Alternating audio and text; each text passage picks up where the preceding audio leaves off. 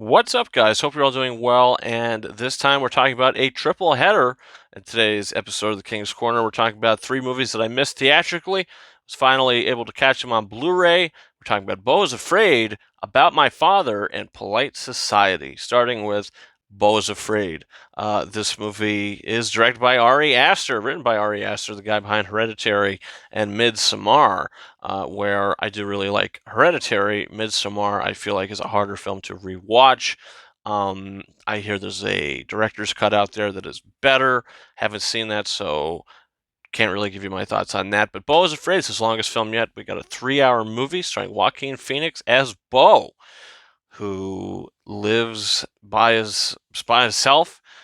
His mother lives back at his home, this little family home that he grew up at, and he's got to get from point A to point B. He's got to get there. He's got to go home. Gotta figure some stuff out. I won't spoil it for you if you still haven't seen this movie and you plan to. But what I will say is this movie is a trip.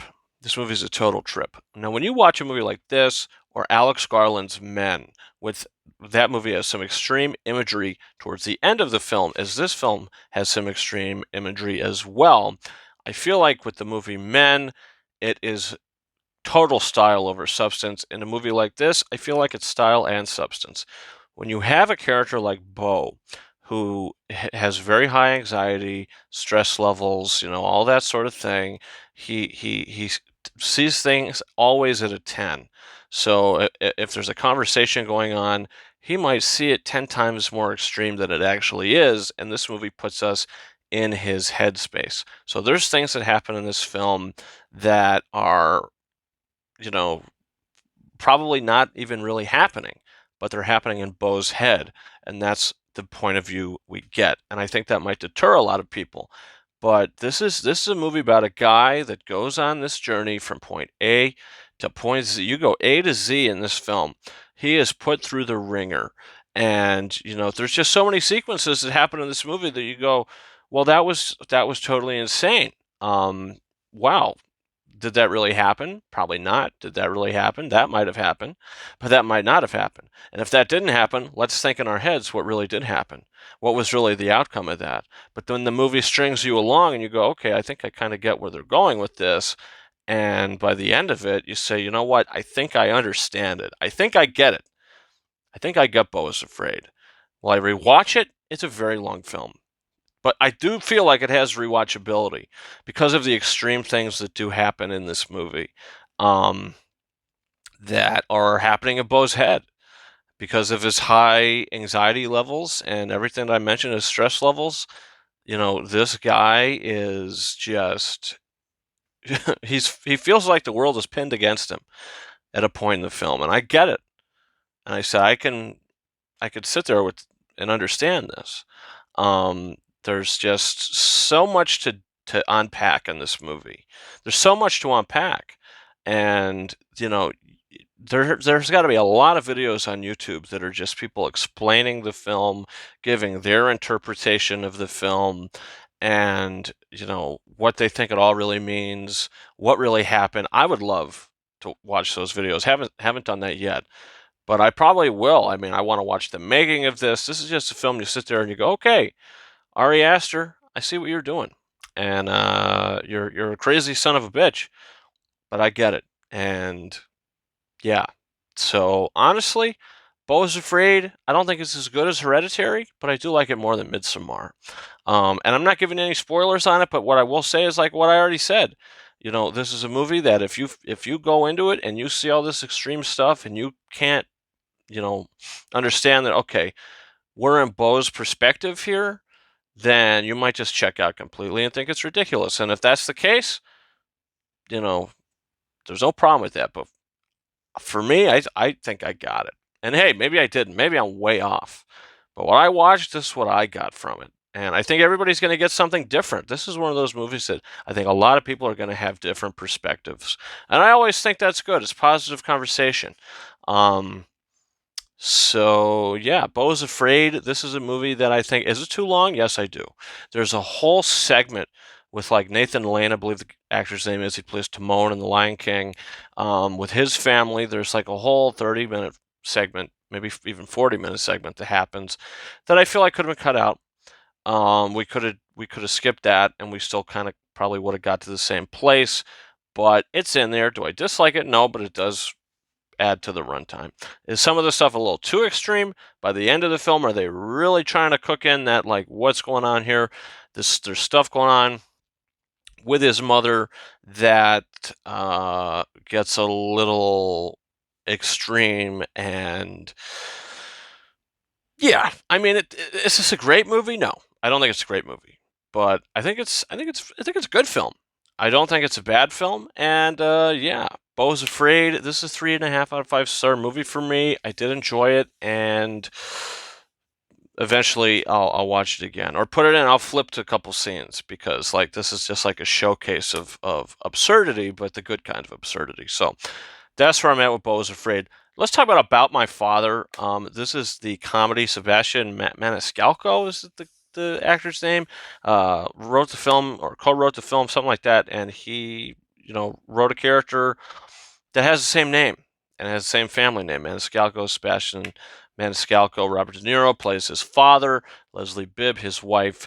And you have, you got Robert De Niro as the father of Maniscalco. You got Leslie Bibb, her high class family. There's a 4th of July weekend. They come together, clash heads for a little bit, have fun, and yeah, I mean, what do you expect from this movie? I mean, this movie gives you absolutely everything that you got from the trailer, and nothing more. This movie is exactly what you see in the trailers. You see it, you go, okay, that looks fun, looks entertaining. And then you watch the movie and you're like, okay, that was fun, that was entertaining, but it ends. There's really no substance to it. Uh, it just kind of treads along. There's really no life to it. There's no really pizzazz to it. The characters are entertaining enough. But at the end of the day, is this like a great comedy? No. I think this is a very, very, very average comedy. If they were looking to make just an average film, this just plays by the books at every level. It's very cliched. You can guess what's going to happen. That's this movie. So I don't really have much to say about it. The performances are fine. It has its funny moments. Not all the humor works, but this movie is just very surface line, very basic, very average. About My Father, didn't really like it, didn't really dislike it. It's just there, and I think it's going to disappear like a fart in the wind. And it's a 3 out of 5 star movie for me. The last film we're going to talk about today is called Polite Society. A full Indian cast here. Filmmaking, behind the camera, in front of the camera, all of it. Follows the story of two sisters that are very close. One wants to be an artist, one wants to be a stunt woman, and then they go to this party. The parents try to matchmake her with a guy. She falls in love with the guy very quickly. Gets engaged to the guy. Wants to get married to the guy. And the sister says, "No, you're not going to do this. You're not going to throw away your dream. You're not going to throw away your passion. I'm going to try to sabotage this whole thing." And as the film progresses, there is a twist. There's some reveals that happen that turn the movie from just like your basic kind of comedy to something that becomes more extreme and more, I think extreme is the word for it. And surprising, when the movie starts, I would have never guessed that that's the way it was going to go.